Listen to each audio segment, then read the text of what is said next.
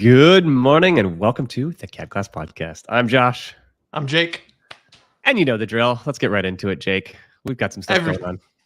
Every single week, we talk about little projects in CAD modeling, 3D printing, kind of making in general. We rant, we rave, and we show off all of the projects in our fantastic Discord community. That's right. Josh, dude, I have been 3D printing literally every single day this entire week, doing project after project. But I think more important, I've been 3D printing so many jigs to then help build other 3D printing projects, and it's getting a little out of control with my love of making jigs. I just can't stop. It's so much fun to do it. I think that's, I don't know if I would say out of control. I would say the jigs are amazing. I mean, I think that's also one of the things that 3D printing excels at, is just jig making. Yeah. For everyone who doesn't know, a jig, I believe it's mainly a woodworking term, but I think you can apply it to almost every single making philosophy. A jig is a tool that you make to help make something else. So if you have a table saw, for example, a really classic jig would be a crosscut sled, where it's just a little plank of wood. It's got a back fence on it, and it just allows you to make really small, delicate cuts that you wouldn't normally be able to do on a big kind of industrial scary table saw. So a jig is usually a little rough around the edges, made of scrappy material, made very quickly, but very accurate. It's the kind of thing that you just kind of shove in the back and you use it every once in a while, or for a lot of projects, you just kind of make it for this one task. In the past, I have actually made a jig to help make a jig to then make a project. Oh yeah. This is jigception. Where it gets so silly. Yeah, this is definitely jigception. You have just cut out for me, Jake. Jake. Oh, tools that I have. Jake. I get so much satisfaction from it. Like I mean, if you just look at our YouTube shorts, most of the stuff that I make, as far as mini projects, is not like stuff to actually make or actually solve problems that you normally do, but it's essentially just shop stuff. Jake, can you hear me? Can you hear me? Oh, hello. Oh, you're totally cut out. Is it my audio or is it your audio? Okay, they can hear me. I can't hear you. It's me? No. I can hear you now. I can definitely hear you now. You cut out there for a second, but you're back in business. Say something, Jake. Yeah, you're good. You definitely like fully cut out there for a second and didn't come back. But you're good. Can you hear me now? Yes. I can't hear you now. What number podcast? We're on podcast number 31, 32, something like that. You would think at some point in our podcasting journey we would know what we're doing, but I think this is a general theme for all those of you who are somewhat new or working through our projects and Fusion360 is intimidating, and you look at us as though we've always just known this stuff. I assure you we have not. And this is the case in point right now on the pod. we apparently don't know how to... Yeah, we can hear you, Jake, but Jake apparently can't hear us. So we're solving some technical difficulties right now. But in the meantime, I'm going to welcome you all to the stream. So good morning, Spitfire, Sam. I saw Sam posted a little bit later. It says you have a table saw now. Sam, what table saw did you go with? Saw stop? You're going to save your fingers? Or I used to use a lot of the DeWalt table saw, which is why we started this stuff. So good morning. Let's see. Spitfire, which, by the way, is Richard. Richard and I have been talking. Richard, I'm going to call you out here. He may or may not start an RC channel on YouTube because he's an RC plane guy. He's doing some really, really cool stuff with RC planes, working with lightweight, low-density materials that you can 3D print. So shout out to you, Spitfire. Good morning, Joestry. Sam, we already shouted out. Derry, ZDP.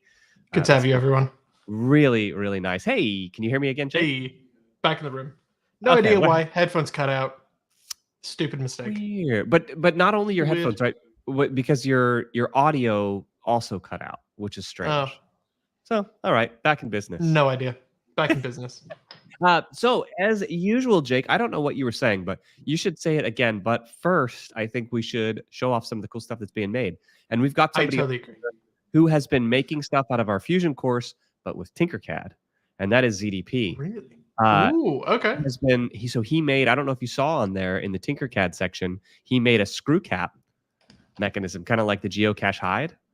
Mhm. And he is, I believe, working through a handful of our Fusion projects, but doing it in Tinkercad just to see how far he can push those capabilities. So That's pretty wild. Is that in the that's in the Tinkercad section. Down, That's down, in the down, down, Tinkercad down. section. Tinkercad section. And it should be in the Share your design.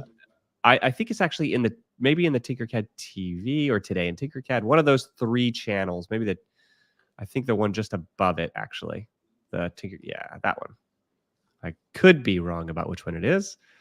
There's a scoop. Yeah, that's one also from the project. If you scroll down a little bit, right? So it's not the one I'm talking about. These were made in Tinkercad. That's pretty wild. I just still have so much trouble with Tinkercad that it just amazes me when anyone makes anything really complex. Like this is a simple object that is very complex. One, he said so too. He said you have to understand the limitations of Tinkercad really well in order to make something like that. Yeah. But I've loved seeing it, and I think we're, as you all know, we're working on our Tinkercad book along with Ed Charlwood, who is on vacation right now. Is he in Guatemala? He's in Guatemala. Yeah. Yeah. So he's in Guatemala, hopefully hiking some mountains and having fun. But we've been working through a Tinkercad book, and Jake, gosh, this is insane. Isn't that insane? Look at this. This is all Tinkercad stuff. God. Pretty impressive. Pretty impressive. So we've been working through a Tinkercad book, which means that Jake and I have been playing around with Tinkercad. And what I will say is it does have its use cases. I love the electronic side of it. I love the electronic side is fantastic. Simulation Lab is fantastic. SimLab. I also love the simplicity of being able to start designing right away. I think we're now in a culture of instant gratification, and a lot of the times, especially with Fusion360, the gratification is delayed by about 6 months. You're like, oh well, if I started working on my design today, in 6 months I'll be somewhere where I can actually do something. So what I really like about Tinkercad is, it is certainly powerful enough to do amazing things, as evidenced here by ZDP, but it's quick, it's easy to get started, and it introduces this idea of the 3D world, and it really teaches you that you can design things, you can create things, you can make things that you can custom do for yourself and then 3D print them or laser cut them. And so it really does have its place. And Jake, you and I are also working on building out our ecosystem. So C is for CAD will be coming up. I'm going to tease that a little bit too. And so we're going to have a little bit. So we're going to have CAD for babies. We're going to have CAD for the youngsters with Tinkercad coming up. Then we're going to have the Fusion360. We've got a robotics course coming down the line with Onshape, and we're sort of building out that entire, entire ecosystem, from birth till death ecosystem. That's a good name for the kids' book, From Birth Till Death. CAD. I'd love to read that. Morning, Maple Leaf Makers. It is awesome to have you and your amazing designs and inspiration. I would say, that most people coming from Tinkercad graduating into Fusion is perfectly normal. I think that's a completely normal transition to do that we actually recommend. But I have some trouble thinking of cases where people would transition from Fusion, not necessarily. I don't. I'll tell you permanently to Tinkercad. Oh but yeah, right. Jumping in and out occasionally. So, and I would say the main one for me is kind of very quickly making designs and coming up with ideas for a client where you can't rough CAD in Fusion360 in 5 minutes. Exactly. It's just not doable. That's exactly what you need need to make ZDP said. Yeah, it is the CAD equivalent, or it's the 3D equivalent of like a bar napkin sketching something out. Anything you draw on a napkin is not going to be perfect or finalized in any sense, but making something in CAD very, very quickly with that same kind of ideology can be super, super helpful. So I think saying, I need to make this product, it's going to have cylinder and a cone and this thing coming off of it, and being able to just pull in all of these different pieces and just kind of build, in real time and then orbit around, zoom, check out the different views. I think that's incredibly handy. It's just kind of limited by what are the three-dimensional pre-made shapes that are available that you can pull in, and how fast are you? But that is still the Look at that. exact same problem as You've Fusion. got a challenge from ZDP. How about I race All you right. live? So at some point, actually, Oh I my would love god. to do Okay. that. I would love to do that. We'll figure out how to do a competition on here. We'll invite you in, ZDP. And I Yes. actually think, even for us, I think it would be really fun to see side by side workflows. How do you work? How do you I see think? What are you this. dragging in? Yeah, go. So I see this all the time in different CAD subreddits or different communities where it is essentially just a challenge saying, "Oh, here is the 3D object, and we're going to be having basically a knockout round of different CAD programs, all Yes. the way from Simon's NX, which is what NASA uses, to SolidWorks, which is absolutely the standard within engineering, to AutoCAD, which is still absolutely very, very prominent, but maybe not as prominent anymore. To Fusion, all the way down to Tinkercad, to say, hey, here's a three view model, essentially an engineering drawing, recreate it, and it's tricky and it's a time trial. And one thing that I really want to kind of imbue into people is that in CAD, making something correctly is not the end goal. It's making something efficiently. So for all of my finals that I had in university for CAD was all about here's an engineering drawing, recreate it, and you need to make it in essentially 16 features or less.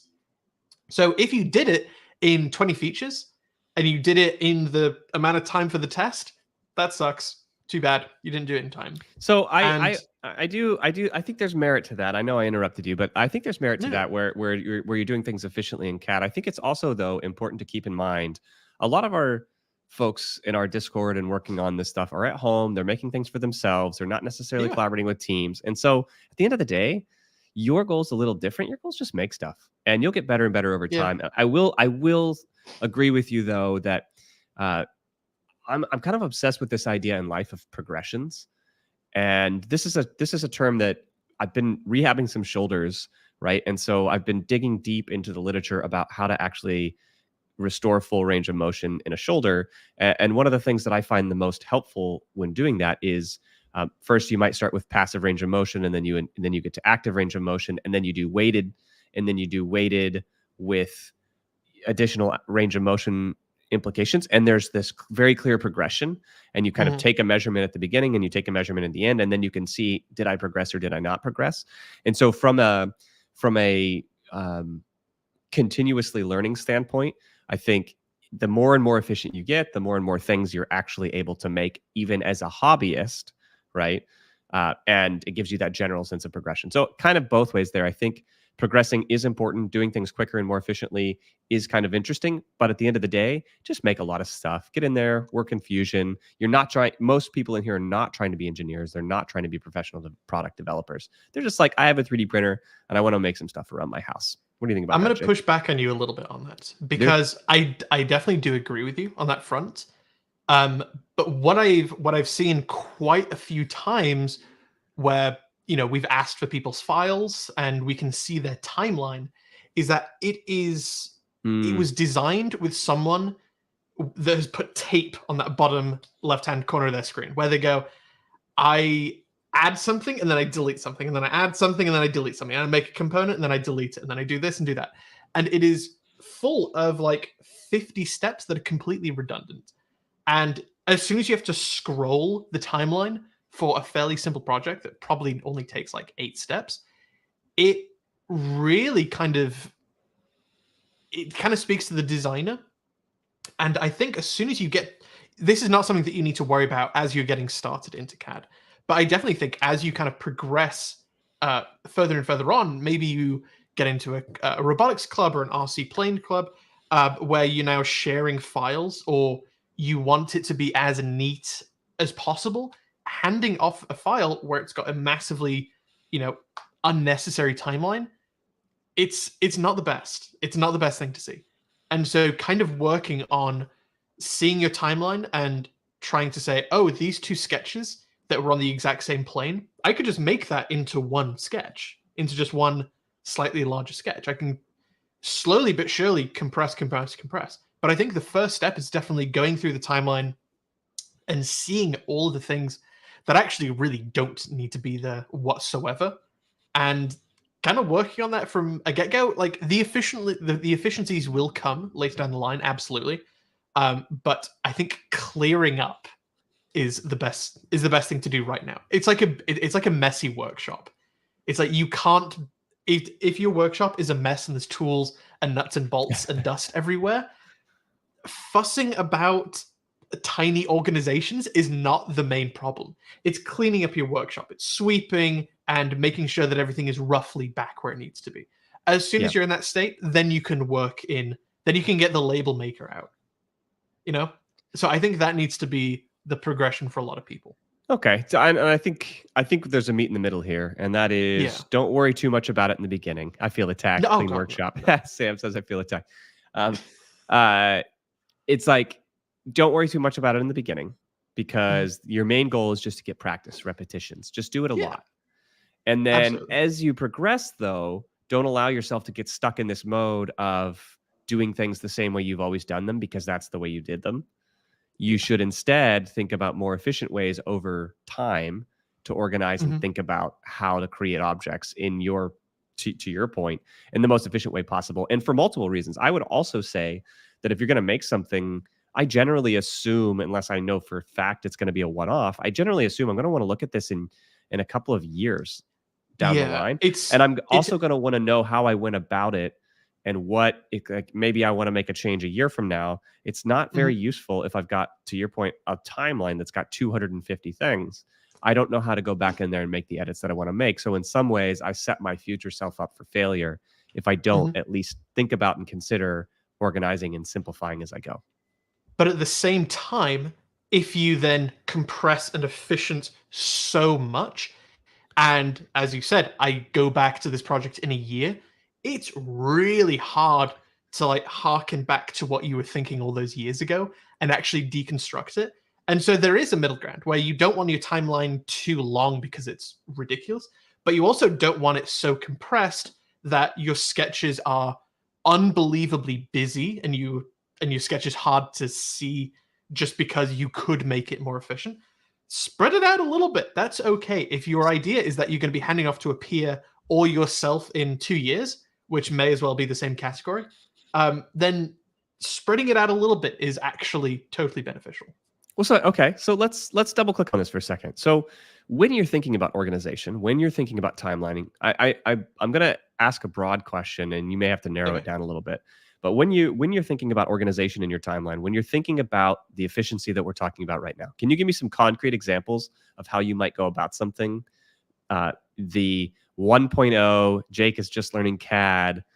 This is kind of inefficient, and maybe even show what some of those would look like just very briefly in Fusion.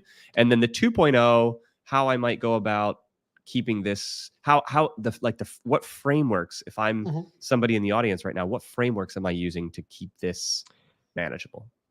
So the first thing that you need to do is actually not in CAD at all. It's on a pen and paper on your table. And that is figure out what are your, of your assembly, what are your sub-assemblies, what fits inside those, and then what are under the greater assembly. A really good example that I'm working on right now, and a video will be out on this in a couple weeks, is this really rad project called a Cryptex. This is a little puzzle box. I've made a video on it in the past. It isn't bolted together. That's why I'm holding it so well. Yeah, but we'll be making a video about this in a little bit. It's a little puzzle box. If you guys can figure out what the code is just by the colors alone, very, very, very well done to you. The whole purpose of this is that it has obviously a larger assembly. This is an entire project. But then there's some parts that are a sub-assembly. So for example, all of these, oops, nope, that's not gonna happen. All of these letterings, if I can cover my face, all of these 5 letters in there are made up of 3 parts. It's made up of all of these little mechanisms in there. And this is a sub-assembly. And then I just patterned it 5 times to get 5 letters for this little puzzle box. So that can be full assembly, sub-assembly, and then these 3 parts inside that. But then I've got other components, like I've got an end cap. This isn't a part of that sub-assembly. It's still under the main assembly, but it's alongside it. And that can be really, really difficult for a lot of beginners that are just getting into it, because they will very quickly start to make sub-assemblies inside sub-assemblies inside sub-assemblies purely by accident, because they're not activating the right level when they need to, or they make something and then delete it, and that shows up as 2 features on the timeline, and it gets larger and larger. So if you can literally get out a piece of paper and say, this is my top assembly, and then these are all of the smaller pieces inside it, that makes life so much easier. So what I'm hearing is like an outline. Yeah, it's essentially just an outline. Kind of like you're writing an outline for a book. What are the chapters? What are the topics within those chapters? And what's the overall structure of this? How many assemblies and subassemblies? Is there a rule of thumb for how far down this assembly rabbit hole can you go, I guess is my question. So if you've got a main assembly and a sub-assembly and a sub-assembly and a sub-sub-sub-assembly, is there a point at which you're too far down that rabbit hole? Think of it like folders on your computer. You wouldn't make a folder and then just put one thing in it. You probably wouldn't make a folder with just 2 things in it. At a certain point, it just becomes silly to... You could compartmentalize even more, but it just becomes a little silly. What I would say is there is no limits, really, but there can be efficient limits where you can, for example, if you are 3D printing an entire 3D printer and you're designing all of the major components, but you're not designing the individual bolts, you can put all the bolts into one big assembly, literally just to clean up the browser, because it just gets so hectic and so long you have to scroll through it, just like the timeline. Totally unnecessary. And then you can have all of your pieces in the right locations. But the complexity of your of all of your architecture is totally equivalent to the complexity of the project. But that complexity of the project is now defined by how powerful is your CAD program. So one of the programs that we talked about earlier, NX, that's made by Simons, it is literally designed to be able to handle hundreds of thousands of components. That's what they build like Boeing planes with, where every single nut and bolt and washer and rivet and chair seat and bit of carpet and latch and everything has to be in technically just one file. And that's when literally you'll have supercomputers doing all the simulations. And when you've got such an insanely powerful CAD program, the amount of sub-assemblies that you can make is limitless. Make as many as you want. Go for it in as deep as depth as you possibly can. But as far as Fusion, if you're making something like a 3D printer where there's maybe 1,000 components, then you probably only need to go maybe 4 levels deep, maximum, give or take a couple. There's no need to go super duper intensely into it, because it just gets kind of unnecessary. You just kind of waste your time a little bit. Yeah, so that's really good. I think Maple Leaf Makers has something to add here too, which I think is worth saying. Something I've been seeing more often from Voron parts is separating the printable parts from the non-printable parts at various levels of the assembly for easier exporting. Mm-hmm. And so, yes, what you plan to do with the things you make, it's not just the kind of the overall structure of the design that you're making, but also the way in which you imagine manufacturing it. Yeah, so I've seen some people design parts where it's totally a mixed media, where they have multiple aluminum parts that need to be CNC'd some ways, which get screwed onto with some hardware that's in its own subassembly. They get screwed onto some wooden parts that need to be made on a CNC router or just by a table saw. And so there's infinite ways that you can cut up your project depending on material, manufacturing, or physical layout, or physical complexity. How do you cut up a project? And it may change person to person. If you are CAD modeling a car, and it's your task to then make all those sub-assemblies, you may cut it up very different to me, or cut it up very different to Sam, or cut it up very different to anybody. And because you may say, oh yeah, the dash is part of the interior. That's kind of one whole thing. And someone goes, well, no, because the dash includes all the electronics behind it. And someone else may go, well, no, the electronics and the the seat heater, that's one sub-assembly. And someone goes, well, no, the seats, all the things in the seats. So it never ends. Well, It and never there's no ends. right answer or wrong answer, at least for the most part, Yeah. right? There are better and Yeah. worse ways to go about it, but it's really going to depend on what you're doing it for, which is really interesting. Absolutely. Jake, shall we Yeah. hop in to show off some projects? I think we should. Yeah. I'm Let's sick of me talking. let's see. I mean, I like it. This is to me, this is the discussion.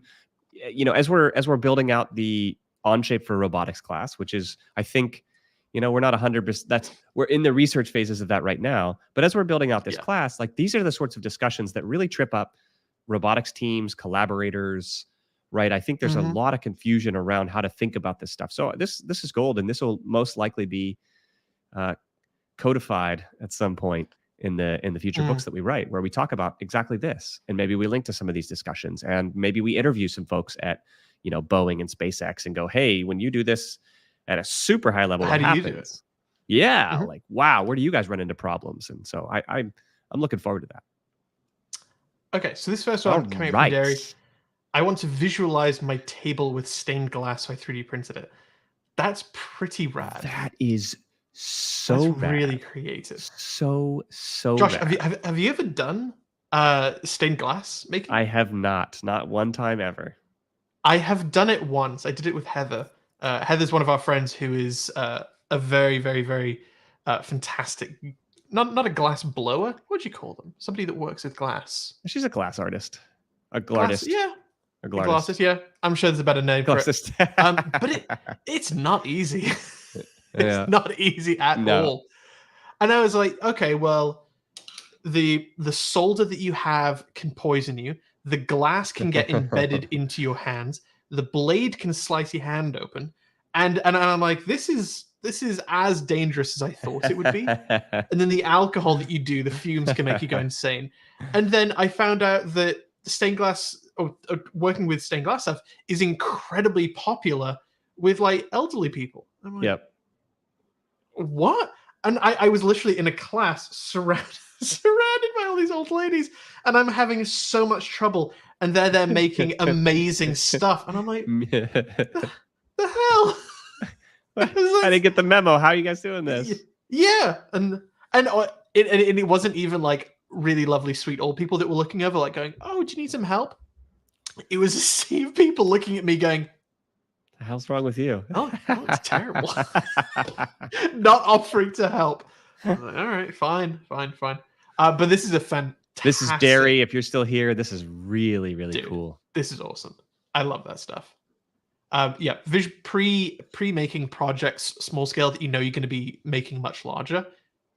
Totally a hack with 3D printers. Being able to do that is so handy.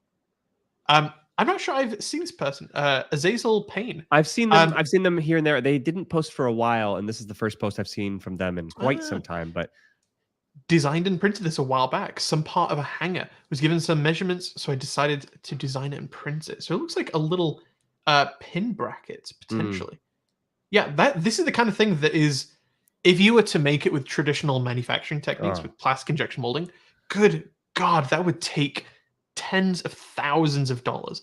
But now we're just able to like model this. I'm sure this probably took Azazel probably 10 minutes to make, and then probably an hour to 3D print it, and it's just kind of in your hand. Like that's borderline magic to the plastic engineering world, like 50 years ago. Yeah. So hats off to you. That's rad. Love seeing that. We actually have quite a few of these that we didn't get to go over last week because we were hanging out with Joe Street. Oh, that's right. Yeah. Yes. I was like, a lot of these are new. Yeah. And a lot of this is coming in from Jerry. Yeah, from Mr. Jerry. Syringe body assembly for an automated syringe system. I don't even know what that means, but that looks awesome, dude. Jerry is a part of our beta testing. I mean, so I can give you some context here, right? So automated syringes are used in things like injectables at home, right? So let's say you've got a medication that you need to take at home, and you actually need to inject that at home. All right. What doctors and medical practitioners realized is if we have to send you home with a needle and jab it into your arm like manually. Like that's kind of brutal. So Yeah. we need to invent a system here that makes doing that easier at home and automatically doses the medication. And so you just Oh, that's kind of pretty put a good. button. So one of the applications for it is like headache medication, for example. So there's injectables for migraines, and those are all preloaded syringes that you just pop a button, and it jabs you with a needle, injects the medicine, retracts the needle, goes from there. That's pretty rad. Jerry's just making some amazing stuff. Jerry, and we say this every week, I think, when we show Jerry's stuff, but he started as Yeah. a complete novice in our program. He was an IT guy before this, and he learned everything. Fantastic coder, but nothing 3D at all. Right. So he learned everything for starters in our program. I'm sure he's branched out dramatically since then. And by the way, I mean, I think general advice to all of you is you don't have to stick with just us. Like No. you should be watching YouTube videos and going back to the basics and all these resources that you can get your hands on. There's no possible way we're going to be able to teach you everything that you need to know about this stuff. So please do continue to use all of the resources at your disposal. But like there's an unreal amount of fantastic YouTubers that you could call our competition, but it's a little silly too. Like silly. They make awesome content, really, really well done, full of really dense, fantastic information. Go and check them out because they're rad. Yeah, and I think our point was always, the difficulty is in getting over the hump of feeling like you don't know what you don't know. That's our program is designed to get you over that hump. You should be able to get enough to now then go out and actually utilize those resources that you find online. And I think 100%. that's something that not a lot of people talk about with online education. Is it's not that you can't find the information that you're after. It's often that it's not put together in a way that's cohesive enough for you to get over the initial learning curve. If you're learning a language and you can't say more than 5 words, hello, goodbye, right? You get stuck pretty quickly, and you realize like, oh wow, I'm gonna have to like sort out my own learning plan here, and where do I start, and who do I research, and how do I figure all these things out? It's like, but at some point in your learning journey, YouTube transitions back into being the best possible resource alongside of other books and other tutorials. So please continue your learning everywhere. I totally agree. Continuing on, a dock post mounting component for mounting things on, it looks like concrete slabs. Yeah, it does. That's a neat little mechanism we got going on there. That's a really nice little mechanism on there. And then it comes, and then he's adding in his own tool with it. Dude, Jerry. Yeah, awesome. Jerry's just... That's so rad. Jamming. And then a little toy holder for kids' tops. I can so see him printing this in like a TPU, so it's nice and squishy. Oh, that's fun. Do you know what this diamond pattern reminds me of? Like gallon milk jugs where they have the indent going into like the circular indent? Yep. Do you know what purpose that is for? Strength. So it's for a couple different reasons. So it's mainly strength. Having that 3D indentation totally stiffens out the frame. But it's always indented, not outdented, because it's a really easy way to see if the milk was improperly stored and it starts fermenting, which builds out gases, which then pushes that out. I did not know that part, but that makes total sense. I dig that level of engineering where it's like a 2-for-1. I like, just with the design, I absolutely love that. Yeah. I don't know why that just reminded me of it, but yeah, all that kind of 2-for-1 design CAD. Yeah. I just dig manufacturing so much. Joshi comes back and just uploading some more of his designs. So he did have his competition a couple of weeks ago with his, what did he call it? Scuttlebot or scuttle mechanism. Design changes 3 feet instead of 4, make it lighter and more compact because he's working on the 1 pound or 1.5 pound range. So literally every single gram is important. M2 bolts instead of M3. That's wild that he has to consider that. M2 bolts are tiny. Yeah. Absolutely tiny. Increased tolerances so the pods run smoother. Too much heat will build up and it will melt some mechanisms. So this was the old design, and that's the new design. That's so cool. That's a pretty good. So cool. That's so cool. So with the first design, just really quickly, this is not to joke around with Joshi. Do you see how long his timeline is down here at the bottom? Yeah. And then do you see his newest design? Yeah. I As you think get he I better, think he timelines even get smaller and mentioned smaller. yeah, look at this. He even mentioned it in the chat. He said, "Slowly building into cleaning up your timeline is definitely something I've had to train myself to do." And so as It's not evidence, easy. right, by his actual designs. Like, good work. Yeah, this is Good work. fantastic. Making little clips like these just to hold on filming, Yeah. so Yeah. fantastic. I Ghost love this pepper. stuff. Yeah. Awesome. A rig. It's a little 3D printed coffee cup. That's rad. But you can tell that Amazing. it was printed on its side. Very interesting. So this was printed Interesting. essentially 90 degrees. I'm not. I just love the first thing that you 3D print is really that thing that will stick with you forever. It's like the gateway drug. Yeah. And it can be the stupidest thing. I have to remind myself sometimes when I'm working with people who've never done this stuff before that even a simple little nameplate with like an extruded piece of Yeah. lettering is exciting and interesting. Yeah. And it's like, whoa. It's like this extension of I did it, I can do it Yes. in the future. And it's so intoxicating. It really is. So Josh, we've talked about my first thing that I designed and 3D printed, and it was a little plastic coin I know exactly what I 3D at printed. our old workshop. Essentially, if we saw you cleaning up, we'd give you a couple of these coins that had, our workshop's logo on it, and if you got like 10 of them, we would give you a free class. And it was mind blowing to like have this thing that was on my screen like an hour ago. It was really transformative. I don't think I know what your first thing is. So I remember, not only do I remember what it was, but I also remember why it came into being. So first off, I guess this isn't technically the first thing, but I did make a keychain, right? So that's a little bit boring, and I think that was right alongside of one of the teachers at the time. But I almost don't even want to count that one.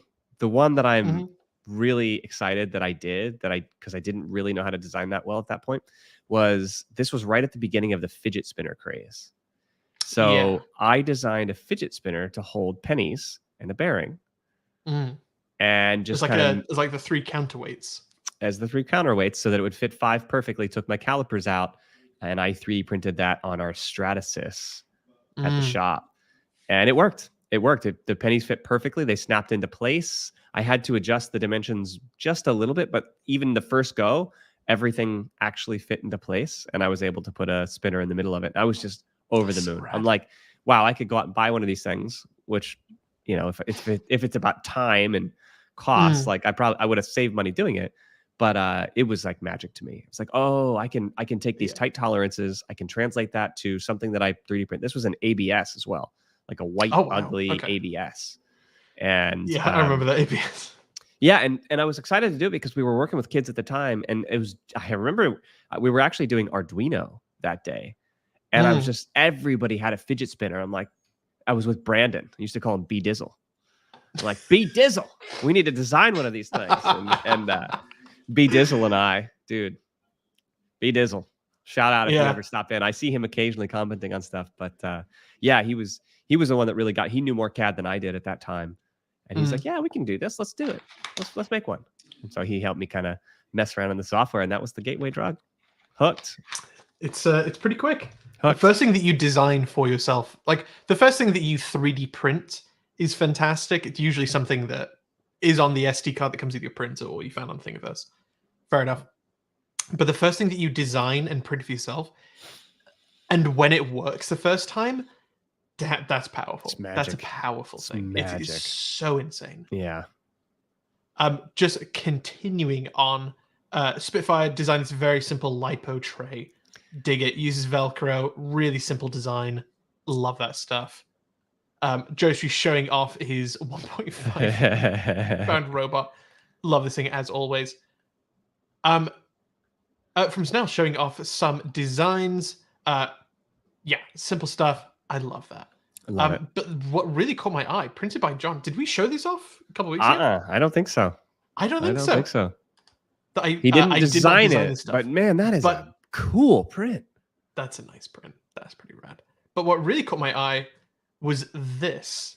It's I believe it's called a tourbillon, a tourbillon, something like that. I love gears. I'm such a gear nerd. I love little clockwork mechanisms like this. I have not made one of these before, and I really, really, really want to. I don't know what it does, if it does anything other than just being beautiful. Damn, I want to make one of these so I like the badly. little benchy spying on it too. Yes. That yes, bottom right yes. corner benchy just having a look like, yeah, I see what you did up there. But like this obviously has to be, well, it's a phone, so it's about that big in size. But I've seen these mechanisms literally on someone's wrist, and it's So it's cool. mind blowing how I good this is. I think honestly, kind of as a joke, but almost not jokingly, I would wear one of these in place of a watch. Just the gears under it, I would just put that on my arm just to see what people say and who notices it. Because Yeah, like it's what's underneath the watches is so much more interesting than the time that's displayed on well, it in most you need cases. to get a skeleton watch then. That's what you need to get. No, I actually don't want the watch component. I think Oh, part of you it, just want to see the gear mechanism. part of the idea of this is like, what if it just shows the underlying mechanism of the thing and doesn't actually output the thing? And like, this is like much more of an artistic take on it. But I might mess around with one of those and actually design some of those clock mechanisms that sit under it, but actually have no real way to tell time. It just clicks That's around, and it's just like a subtle reminder that the time is moving ahead, and also that it doesn't really matter what time it is. I kind of dig that. Just I know we always kind of end up doing philosophy stuff. Someone in the chat double check me because this may be wrong. But I believe Einstein's father was a clockmaker. I don't know if that's true, or if I just made that up. But like the idea of, as a child, being very exposed to the concept of gear, mechanical mechanisms, and time, and then slowly developing scientific theories about it, is so beautiful, so lovely of a concept that just makes me so happy. But yeah, this whole mechanism, absolutely dig it. Yeah, I really love this design. That is I see that this came all from the time. That's the did Bamboo put those out with their printer? No, Is that no, this has what been was around it? for Or was that years Prusa? and years and years. I feel like somebody sent them out with the file ready to make that recently. Something similar to this, like a jet engine, was Is that on what the it SD was? card of the Prusa. That's But what it I've was. seen this design for probably close to a decade now. I think this was put out by Ultimaker. That's so cool. I could be wrong. That's But yeah, so cool. I love this design. I should probably wear that on my wrist. Yeah. And then showing off some cosplay helmets. I have never successfully made a helmet. It is on my list of stuff to do, my growing list of stuff to do. Yeah. But yeah, absolutely fantastic. Oh, and then and then the other week we did in fact see Derry's table. What about challenges? What came through the challenges page here? Did we get any nice? We got a chess pawn. Nice pawn. Fantastic. People really seem to dig you. Like, you make your that. One of the features, I think, early on, we talked about 3D printing and what got me interested in 3D printing. One of the magic features, I think, in Fusion that really got me into design was actually revolve. Yeah. When you start to revolve these objects, it's like you have a little simple sketch. You can revolve that sketch around anything. The complexity that arises from that simplicity is serious. And it's like that instant, like, whoa, all I did was trace a profile, and now I can just turn it into a 3D object. Like, that was, to me, that was another magic moment of CAD. So yeah, it's fantastic. I really dig that project. And then coming from Paul Hobbies, finally finished Challenge 7, bit of an unusual shape. Making a tool, I believe, was the challenge for this. Making a tool. Absolutely fantastic. Yeah. Dang. I love this. I love this. Little Swiss Army knives, I adore.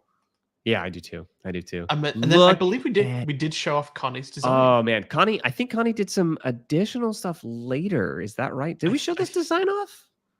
I can't remember, dude. You tell us. I forget. I mean, I'm fine showing off this a second time.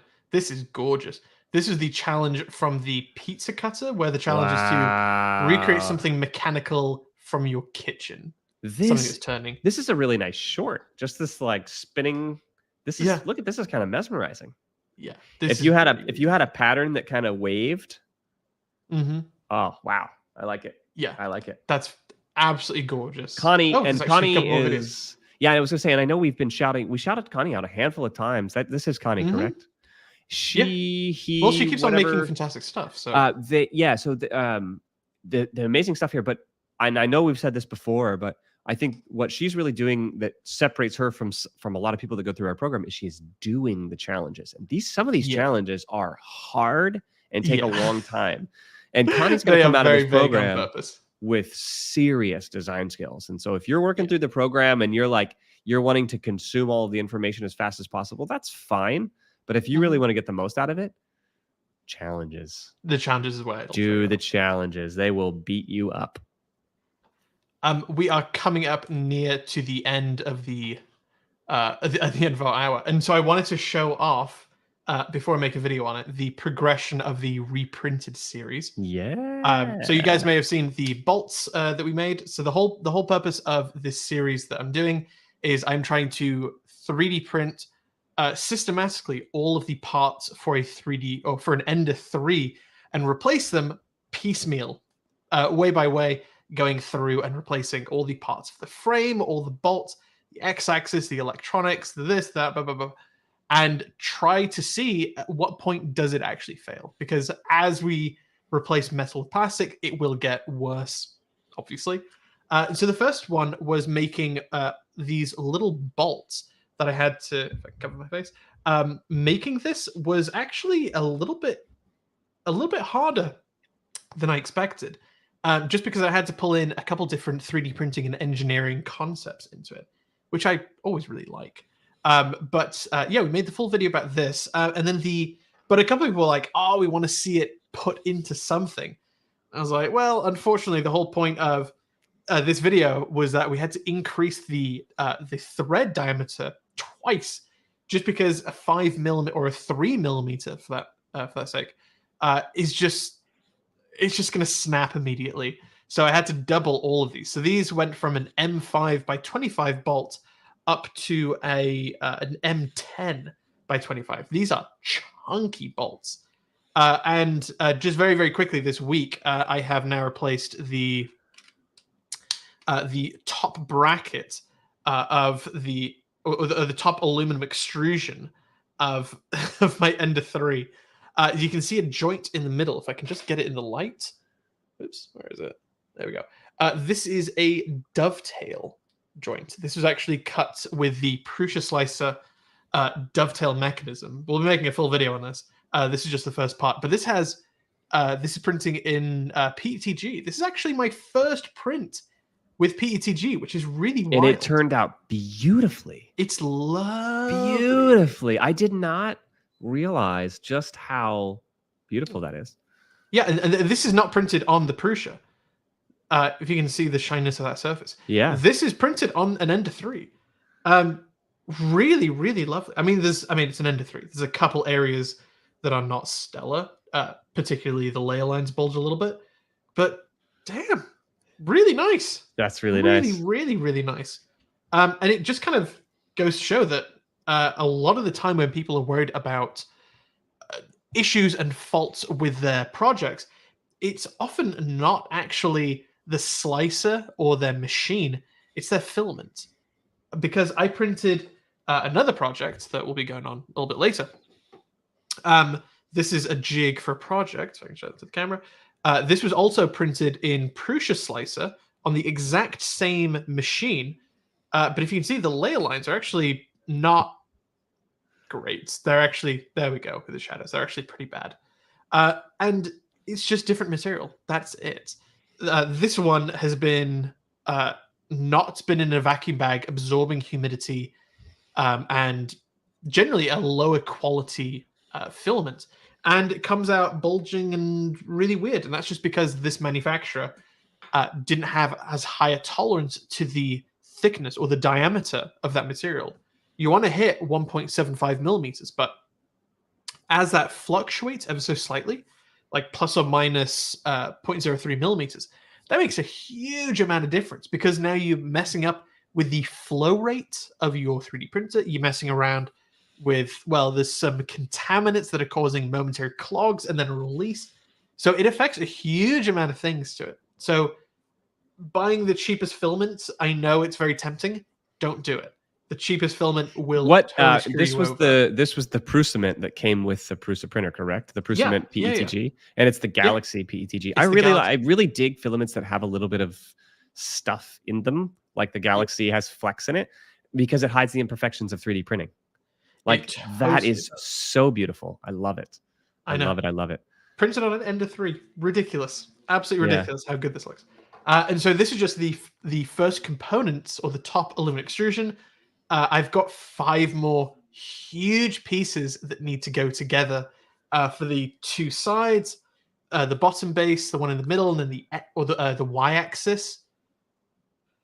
That's gonna be tricky. And I'm with the dovetail joint. So this has a 0.1 millimeter offset, and I actually joined it together with an arbor press, which is one of my most favorite tools to have. And for the people that aren't familiar with shops, an arbor press is essentially like a massive rack and pinion where you pull down an arm and it just presses things together. So it's mainly meant for like pushing bearings or bushings into engine parts or geared mechanisms. It just presses things. A hydraulic press does the exact same thing, but this is just really fast. You walk up to it and go chunk, and then it's done.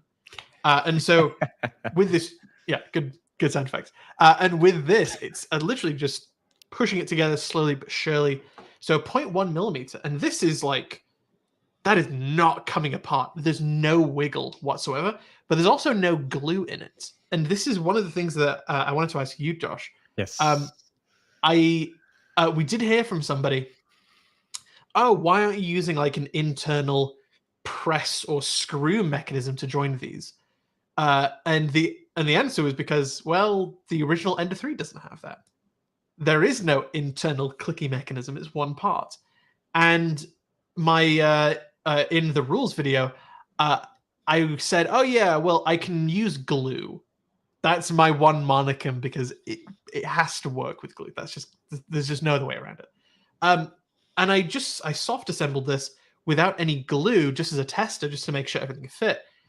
And it works great. And now I'm wanting to kind of dive even deeper into the purity of the project and have even no glue.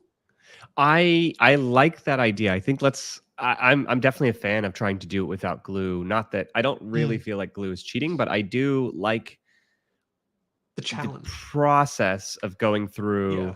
Oh, this worked better than I expected. Because what you're essentially doing is you are going through the entire engineering process from scratch in these videos. And by the way, I just want to shout out, Jake, I don't say this very often, and I don't say this enough, but like, killer job on these videos. These videos are getting really good. And as evidence, I'm looking at the second part of the 3D reprinted series, and the average view duration is over almost 5.5 minutes, and it's going up still.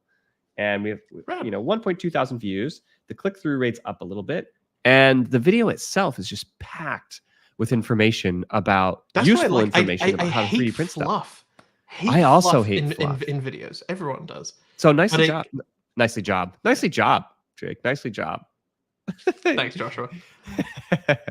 But yeah, as I'm writing the scripts for these, I'm kind of realizing that I really dig kind of diving deeper into the engineering philosophies of these. Like, we had a comment or a request for a short video months and months ago where someone was like, can you make a video describing the difference of holes? And I'm like, it's a silly idea, and I understand why they want it, but probably not, because even though I find basic, simple design in engineering fascinating, nobody else really finds it interesting. But as I was going through this, I'm like, oh yeah, if I just say, hey, for this part, you need to make a counter bore so that the head of your bolt can kind of go in a little bit. I imagine a lot of people are going to go, what the hell is a counter bore? And it's like, oh, let me tell you about counter bores. Let me tell you about reaming. Let me tell you about blind holes, about through holes. And I'm like, I actually do want to go into that a little bit. Not so much that people are bored out of their minds. No. But I love that. No, I think, and it's like, there's a category. I hate the name of the category, but it's called edutainment. And I would say we sit firmly in that category when it comes to YouTube videos. Is we're aiming to help people get to know things.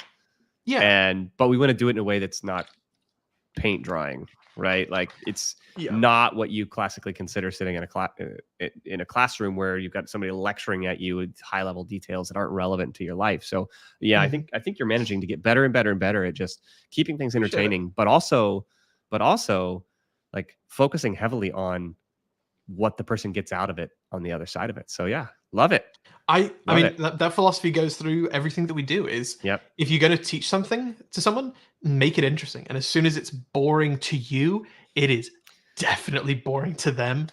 Like making this little cryptext. This is a fairly fun project. I actually really dig handing this over to people and going, "Here's the hint. Try and figure it out. There's cash inside." There's never cash inside. But actually going through the design of this, it's not easy. This took me multiple iterations. I actually took some of this mechanism to me on vacation when I flew to the UK, and I was just fiddling with it and pondering of it over the course of like a 12-hour flight. And then as soon as I got back home, first thing that I did is I started redesigning it from scratch. So letting things kind of brew just for a little while as you think about the mechanism is it's one of the best things that you can do. Like standing, as soon as you finish with a bit of art, standing back, thinking about it, and then going back in and reworking on it is great. But with CAD videos and CAD especially, let that just settle. Give it a day, and then come back. Let it mull, sleep on it. Let your creative juices figure some stuff out subconsciously, and then come back and refigure it out, and it will be better every single time. I will, when we put out this video, potentially in a couple of weeks, we will also be linking the entire CAD and all of the STLs to this on our principles page. So if you want to print this out, absolutely go for it. Make it in, crazy colors that kind of give a little bit of context to the hint. But totally go into the design, and if you can make it even more efficient, even better in design, tying it together. Look at that, beautiful. Absolutely go through it, make a version 2, make a version 3, and give it back to me and see if you can improve on it, because I do want to make more and more of these. These are the most fun things to geocache and actually make it. So who knows? If you can do it, go for it. Love it. All right, guys. Wow. I think this will be done for this week then. Yes. Thanks very much for hanging out with us, as always. This has been the CADclass podcast. Wow. What, sorry. What was that, Josh? What was that? Yeah, you heard me. Yeah, I said that. Yeah. I said that. This has been the CADclass podcast. Once again, I'm Josh. I'm Jake. And we'll see you next Wednesday. Cheers, everybody. See you guys. Have a good one.